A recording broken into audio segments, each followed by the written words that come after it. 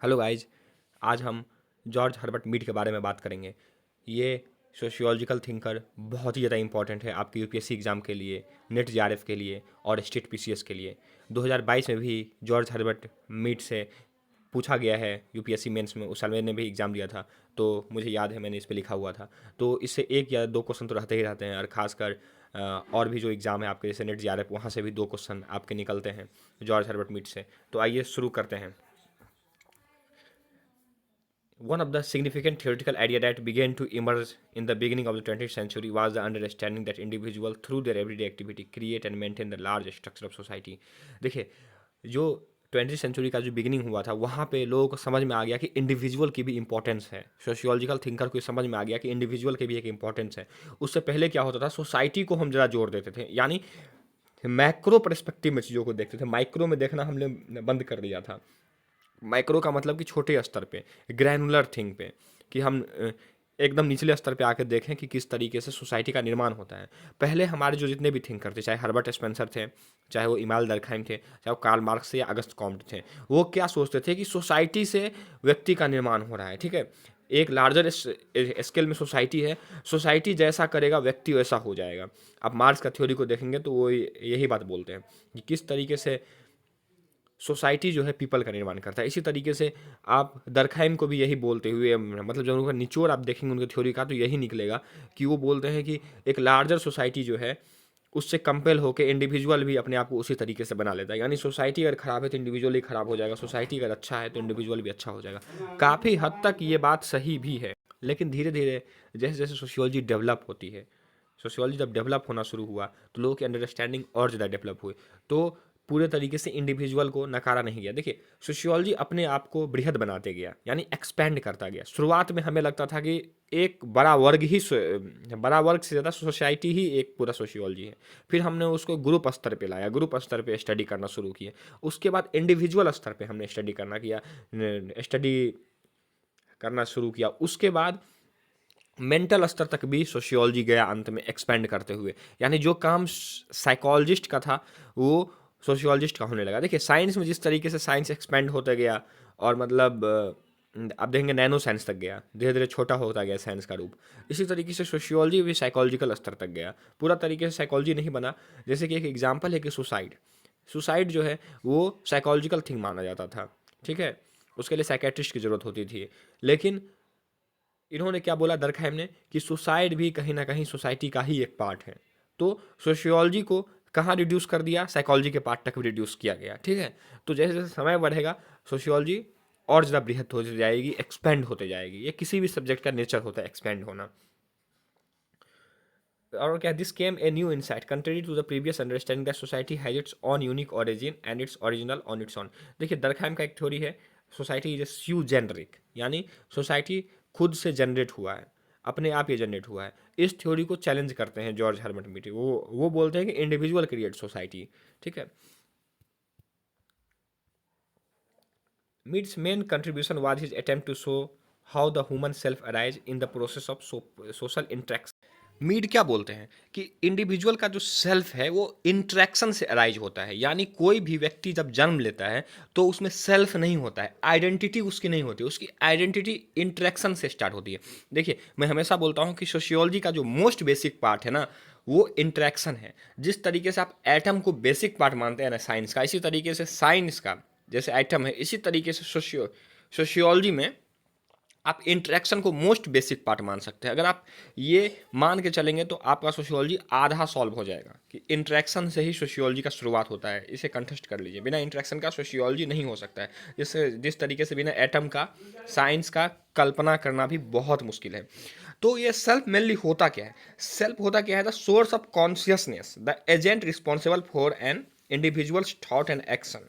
ठीक है, अब देखिए, ये एक तरीके का आपका सोर्स ऑफ कॉन्शियसनेस होता है, कि आप में जो कॉन्शियसनेस आता है इसी को हम सेल्फ कहते हैं। आपको ज्ञात होता है आप कौन है। ठीक है, ज्ञान प्राप्त होना, मैं नहीं बोल रहा ब्रह्म ज्ञान प्राप्त होना, बस सिंपल सा ज्ञान प्राप्त होना कि हम हैं कौन। देखिए, ये तो सबसे बड़ा क्वेश्चन रहा है वेदों में कि मैं हूँ कौन। ठीक है, इस पे नहीं जाना है हु एम आई। बस सिंपल सा कि आपका नाम जो आइडेंटिटी सोसाइटी में दिया गया है एक्सटर्नल, वो अभी अगर आप जान जाते हैं तो आपके जो सेल्फ का होता है वो ये मतलब हो जाता है, एराइज हो जाता है, आपका सेल्फ एराइज हो जाता है, ठीक है। तो ये सोशल इंटरेक्शन से ही आपका सेल्फ आएगा। फॉर एग्जाम्पल, आपका नाम अगर मान लीजिए ABC है, मान लीजिए आप रोहित शर्मा आपका नाम है, आप क्रिकेटर हैं, तो आपको सोसाइटी ये बार बार बता देगा कि यू आर क्रिकेटर, आप उसी तरीके से फिर बिहेव करना शुरू कर देते हैं, ठीक है। ये तो मैं अपर स्तर का बात बता रहा हूँ। अगर आप जब जन्म लेते हैं, मान लीजिए जब रोहित शर्मा बच्चा था, तो उसके पास क्या आइडेंटिटी थी कि बस उसका नाम रोहित शर्मा है, ठीक है, उसकी बस नाम रोहित शर्मा है, तो शुरुआत में क्रिकेट आइडेंटिटी से नहीं जुड़ा। जैसे जैसे आपकी एज बढ़ती जाएगी, आपका आइडेंटिटी और एक्सपेंड होता जाएगा, ठीक है। आइडेंटिटी कई तरीके से एक्सपेंड होगा, जैसे आप फादर, मदर, सन, ये सब भी आप बनते जाते हैं। साथ ही साथ आपकी जो अचीव्ड जो ये होती है, आइडेंटिटी होती है, जैसे आप कुछ बन जाते हैं, इंजीनियर, डॉक्टर, क्रिकेटर, ठीक है, बॉलीवुड स्टार, तो ये सब आइडेंटिटी आप में जुड़ता जाता है।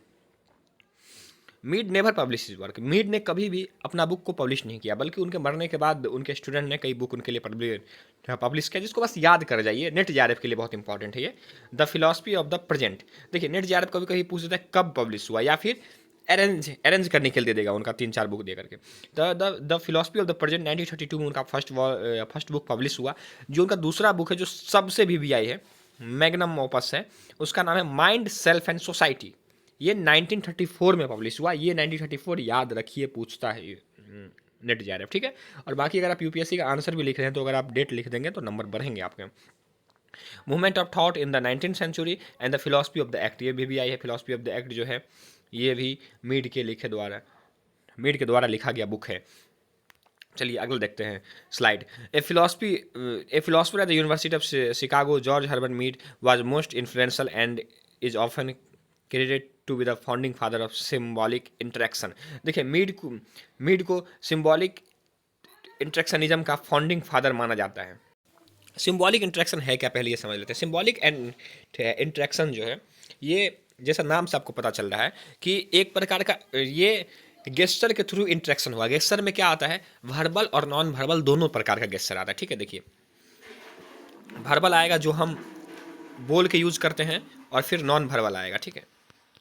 तो सिंबॉलिक इंटरेक्शनिज्म से ऐसा मानना है मीड का कि सोसाइटी का निर्माण होता है। अगर सिंबल ना हो तो सोसाइटी इस तरीके से डेवलप नहीं हो पाएगी, फिर जानवर और इंसान में अंतर नहीं रह पाएगा, ठीक है।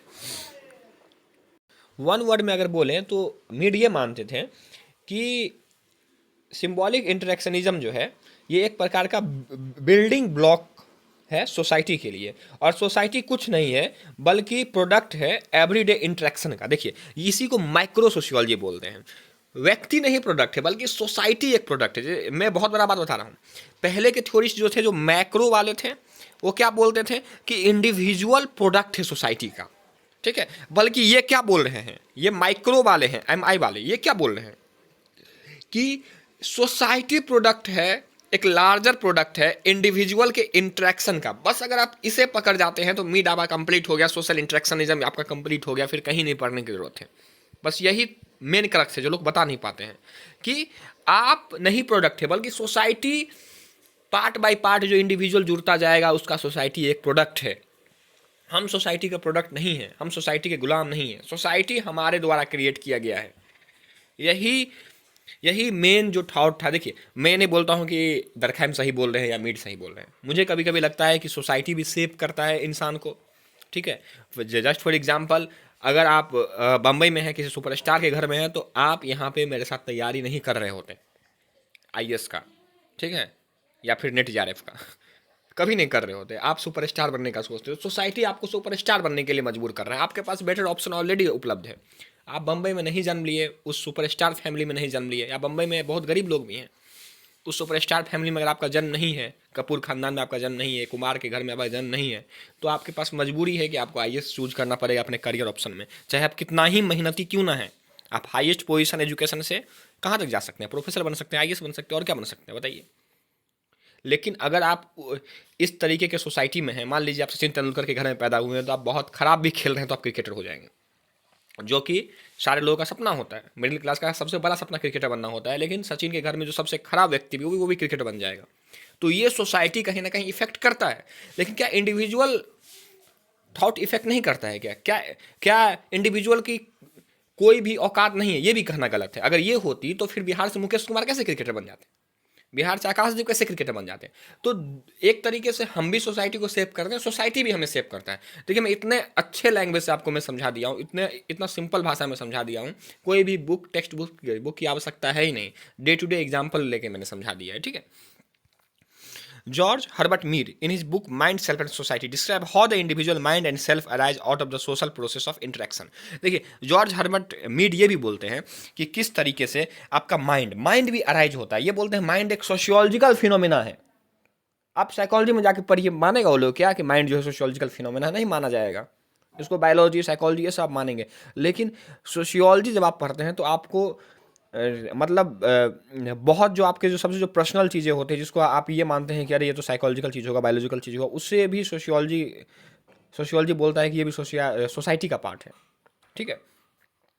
Individual describe how the individual mind and self arise out of the social process of interaction. ये बोलते हैं कि माइंड और आपका जो सेल्फ है, ठीक है, ये इंटरेक्शन से अराइज होता है। अगर हम इंटरेक्शन बंद कर दें, एक बस ऐसा सोचिए, सपोज डैट कि इंटरेक्शन बंद कर दो तो क्या सोसाइटी खत्म हो जाएगा? हाँ, सोसाइटी, ऐसा मानना होता है सिंबॉलिक जो इंटरेक्शन जो पढ़ते हैं कि अगर हम इंटरेक्शन को कट कर दे तो सोसाइटी नहीं बनेगा, बस वो बस समूह लोगों का बन के रह जाएगा, ग्रुप ऑफ पीपल, वो सोसाइटी नहीं बनेगा, क्योंकि उसमें समझने की काबिलियत नहीं रहेगी। आप टाटा का इशारा करते हैं तो इसका मतलब दूसरा समझ जाता है कि आप टाटा कर रहे हैं, ठीक है। बहुत तरीके के आप गेस्चर करते हैं तो दूसरे लोग भी समझ जाते हैं। ओके का गेस्चर करते हैं तो दूसरे लोग समझ जाते हैं कि आप ओके बोल रहे हैं बिना बोले हुए भी। ये कहाँ से आता है? ये एक तरीके का इंटरेक्शन है हमारा, ये सोशल इंटरेक्शन है, सिंबॉलिक इंटरेक्शन इसको बोलते हैं, ठीक है। क्या ये दूसरे जानवरों में होती है? इतना डेवलप नहीं होती है। मीनिंगफुल इंटरेक्शन जो होता है सिंबॉलिक, वो दूसरे जानवरों में नहीं आपको मिलेगा, ठीक है। इंस्टिंक्ट आपको मिल जाएंगे, लेकिन जो मीनिंगफुल इंटरेक्शन होता है वो आपको दूसरे जानवरों में नहीं मिलेगा। आगे वो सभी हम लोग देखेंगे।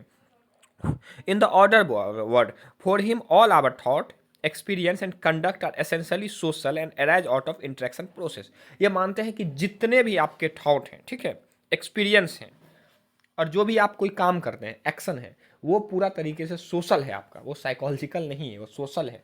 अगर सोसाइटी आपको इस तरीके से नहीं बनाता तो आप ये काम नहीं करते, ठीक है। देखिए यहीं पे मैं बोलता हूँ कि कहीं कहीं सोशियोलॉजी को समझना बहुत मुश्किल हो जाता है। ये क्या बोलते हैं कि पूरा का पूरा काम सोशल है, यानी पहले इंडिविजुअल ने सोसाइटी को क्रिएट किया, अब धीरे धीरे सोसाइटी भी इंडिविजुअल पे अपना असर डालना डालना चालू कर दिया। तब तो ये बोल रहे हैं कि जो भी आप काम कर रहे हैं, जो भी आप काम कर रहे हैं वो सोशल है।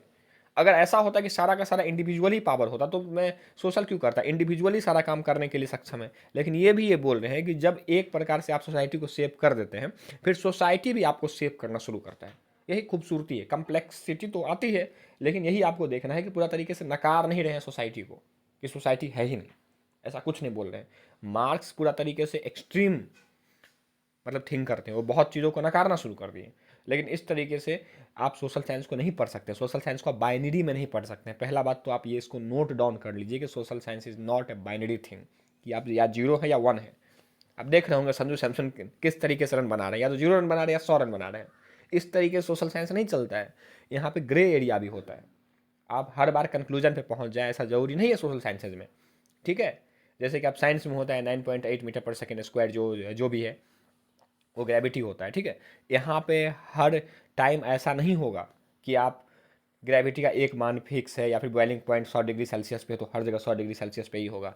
यहाँ पे इंडिविजुअल को स्टडी करना पड़ता है, ग्रुप को स्टडी करना पड़ता है सोशल साइंसेज में। तो इनके जो नेचर हैं समय के साथ बदलते हैं, कांस्टेंट नहीं रहते, इसीलिए ब्लैक एंड वाइट में नहीं आप देख सकते हैं सोसाइटी को, ठीक है। To Mead mind is not a biological like any other part of body. मैंने बताया था आपको कि यहाँ पे आपको बायोलॉजी से रिलेटेड नहीं माइंड को बता रहे हैं Mead. It is essentially a social phenomena that develop by coming in contact with other in society. देखिए माइंड एक प्रकार का सोशल फिनोमेना है। ये आप जब दूसरों से बात करेंगे ना तो आपका माइंड डेवलप होगा। अब ये सिंपल सा तोता का जो कहानी था ना बचपन में, हालांकि सच नहीं था, लेकिन इस तरीके से आप मान लीजिए तोता की जगह पे इंसान को रख दीजिए। एक तोता अच्छे घर में जाता है तो राम राम बोलता है, और एक तोता गलत घर में जाता है तो गाली देना सीख जाता है। इसी तरीके से हमारा माइंड डेवलप करता है। यानी कि बायोलॉजिकल थिंग नहीं है माइंड, कि उसमें भगवान ने कुछ सेट करके भेज दिया है। आपने मछली को कुछ सीखते हुए देखा है क्या? नहीं ना देखा है। तो मछली का माइंड बायोलॉजिकल हो सकता है, इंसान का माइंड बायोलॉजिकल नहीं है, ठीक है। मेरा एक डॉक्टर दोस्त है, उसको मैंने एक बार पूछा था कि भाई ये मछली जो ऊपर आकर के सांस लेता है क्या सबको भगवान चलाते हैं क्या? तो उसने एक भाई बहुत अच्छा बात बोला था कि नहीं, भगवान ने इसमें सॉफ्टवेयर सेट कर दिया है, अब ये वही करेगा जो इसका सॉफ्टवेयर बोलता है। लेकिन इंसान के माइंड में सॉफ्टवेयर सेट नहीं इस तरीके से कि आपको जिस तरीके से एक बार सांस लेते हैं हमेशा लेंगे, ऐसा जरूरी नहीं है। आप कभी घूमते हुए सांस लेते हैं, कभी घर के अंदर बैठ के सांस लेते हैं, गर्मी लग रहा है आप पंखा चला लेते हैं, ये सब जो सुविधाएं हैं मछली के साथ नहीं है। तो उनमें जो सॉफ्टवेयर सेट है उतना ही वो काम कर पाते हैं। तो उनका माइंड बायोलॉजिकल हो सकता है, हो क्या सकता है, वो सोशलाइज होना नहीं सीखे हैं, नहीं सीखे हैं। लेकिन इंसान का जो माइंड है ये सोशियोलॉजिकल है। ये सब बात अगर आप जाके कहीं बोल रहे हैं, किसी यूनिवर्सिटी में पढ़ रहे हैं, समझिए आपका क्या इज्जत बढ़ जाएगी। मतलब सोशियोलॉजी पढ़ने से आप किस स्तर तक सोच सकते हैं कि आदमी का जो माइंड है ये बायोलॉजिकल नहीं बल्कि सोशल है। The process through which a human child come in contact with other is called a interaction. Interaction तो यही है ना, एक तरीके से आप मतलब एक व्यक्ति जब दूसरे के कंटेक्ट में आता है तो इंट्रैक्शन किस तरीके से हो सकता है, वर्बल हो सकता है, नॉन वर्बल हो सकता है, और क्या होगा, ठीक है। जो आपका बॉडी लैंग्वेज आपने सुना होगा वो भी एक प्रकार के इंट्रैक्शन है, और क्या है।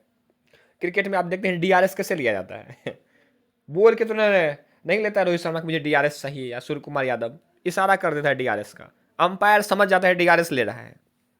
समझ रहे हैं आप, यही सोशल इंटरेक्शन है। क्रिकेट में सोशल इंटरेक्शन का बहुत अच्छा यूज होता है। आप देखते होंगे कि इन्हें किस तरीके से साइन बना बना के फील्डिंग लगा दिया जाता है, क्योंकि इतना बड़ा ग्राउंड होता है वहाँ पे आप सबको आवाज़ देकर के उतना शोर में नहीं फील्डिंग लगा सकते। तो सारे खिलाड़ी को पता है कि जब इशारा से कहाँ बुलाया जा रहा है, कहाँ लगाया जा रहा है, ठीक है। धोनी इशारा से बहुत काम कर जाते थे बिना बोले हुए।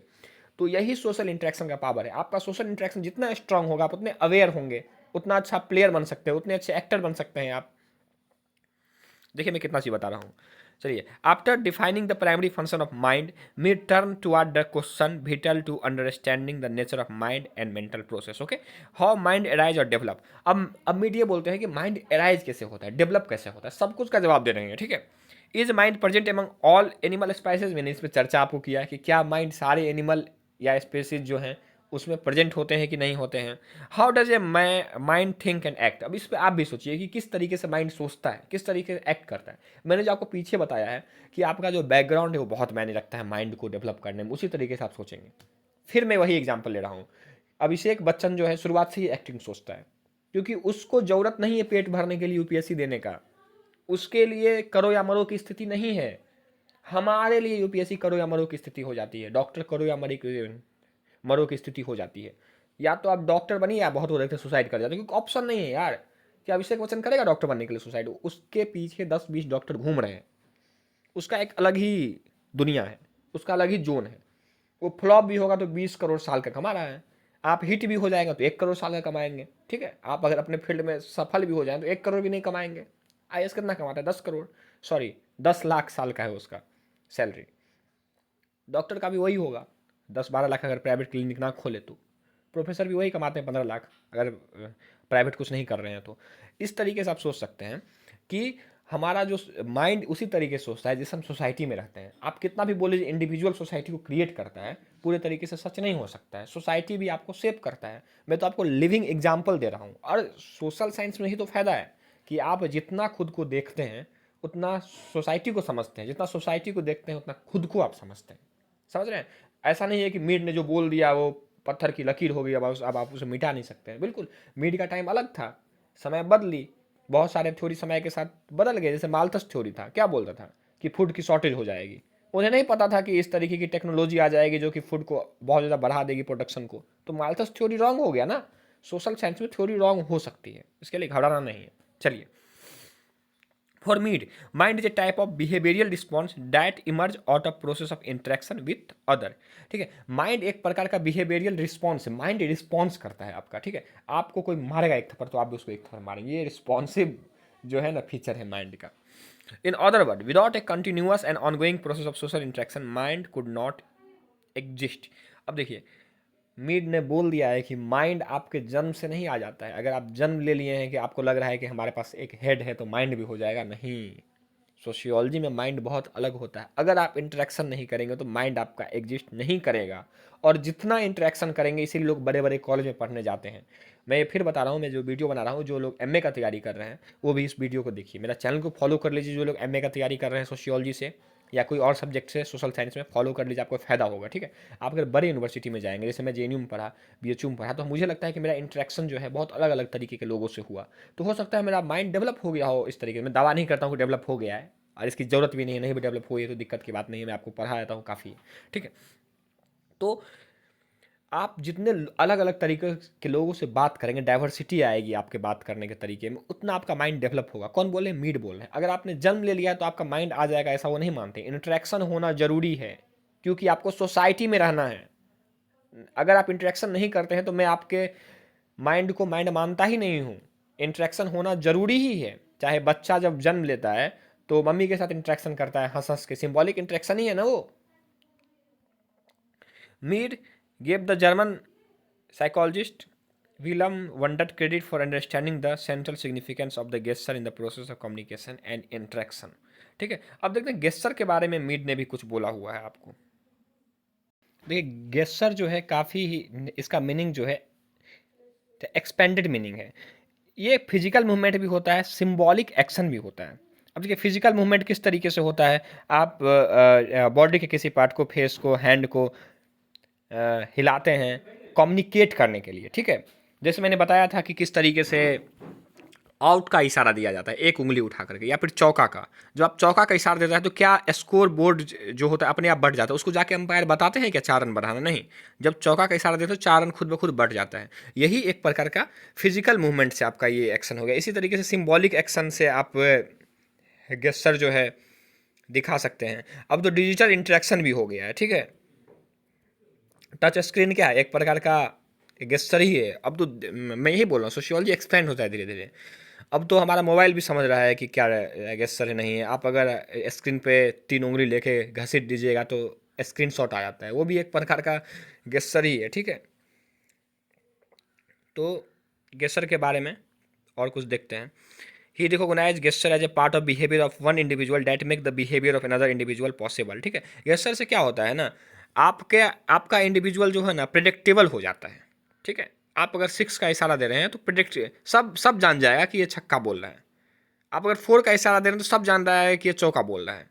आप अगर आउट का इशारा देते तो सब जान जाता है कि आउट दे रहा है। तो इससे क्या होता है, प्रिडिक्टेबल हो जाते हैं आप, जिससे सोसाइटी में रहने में सुविधा होती है। आज जैसे मशीन आपके काम को ईजी करता है, इसी तरीके से गेस्चर जो है आपके काम को ईजी करता है। तो गेस्चर 2 प्रकार के होते हैं, मैंने बता दिया मेनली।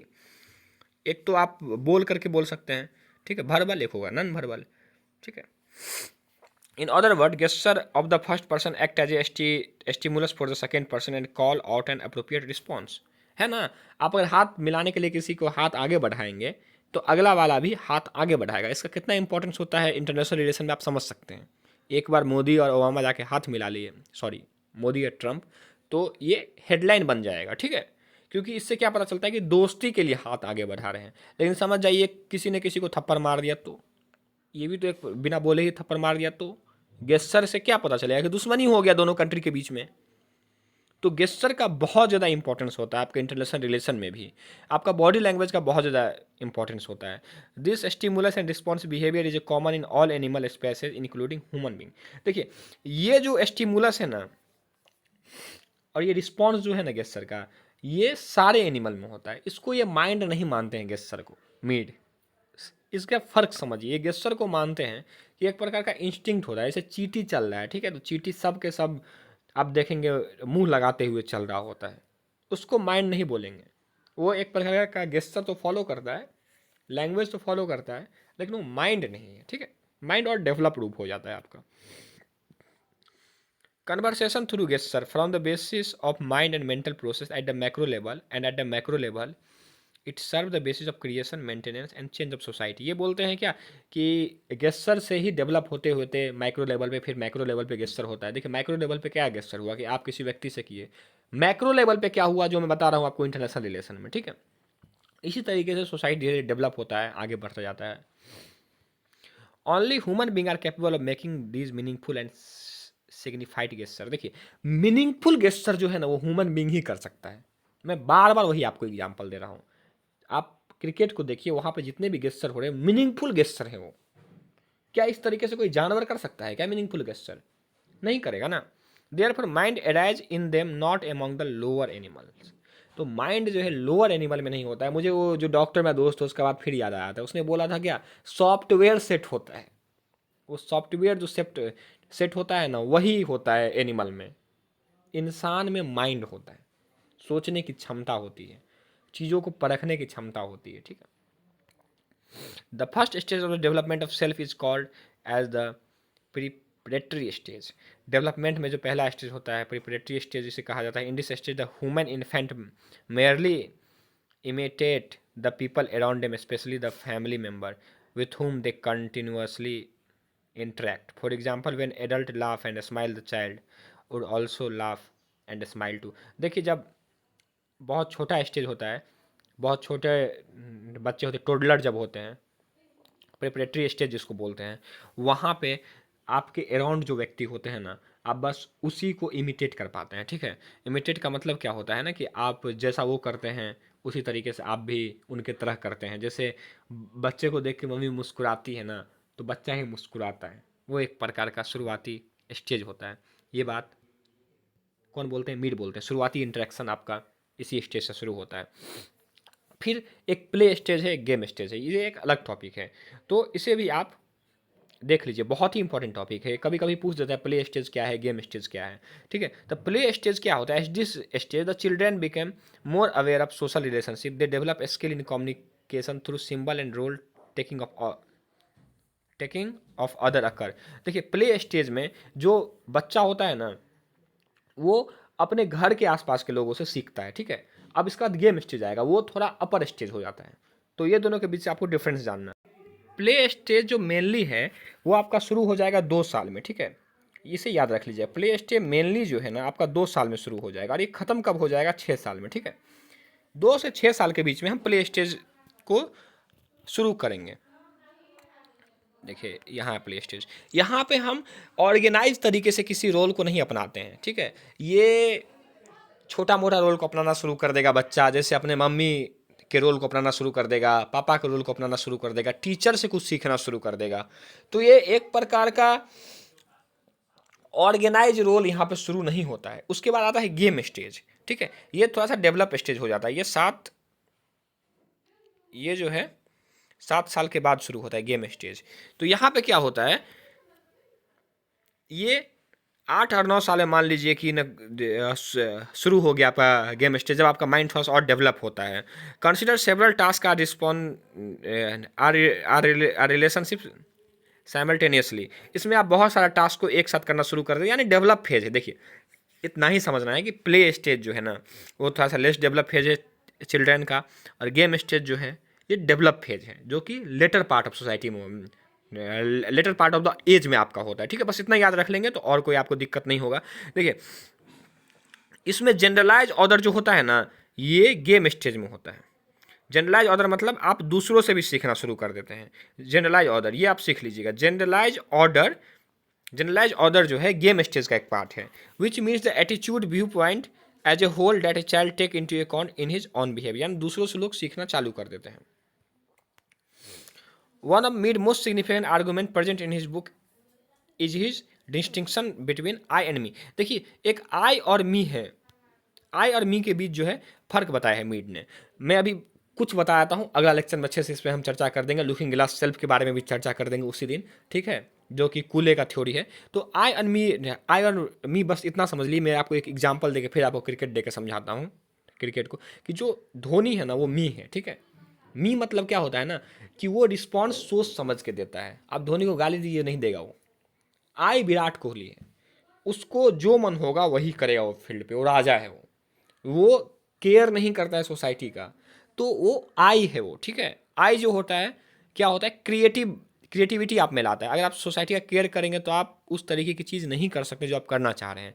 तो आई विराट कोहली को भी ध्यान में रखिए, और मी धोनी को ध्यान में रखिए, जो कि रिस्पॉन्स देता है संभल करके, सोसाइटी को देख करके। ये एक तरीके से सोशियोलॉजिकल यू हो गया, और ये आप जो हैं वो हैं। ये सोशियोलॉजी जो आपको सोसाइटी जो आपको बना देता है वो मी है, और जैसे आप जन्म लेके आते हैं जिस प्रकार के आप नेचुरल आपका जो बिहेवियर है वो आई है। तो आज भर के लिए इतना ही। अगला चैप्टर में आई और मी पे अच्छे से चर्चा करेंगे, साथ ही साथ लुकिंग ग्लास सेल पे भी चर्चा करेंगे। चैनल को सब्सक्राइब कर दीजिए। Thank you for watching this video.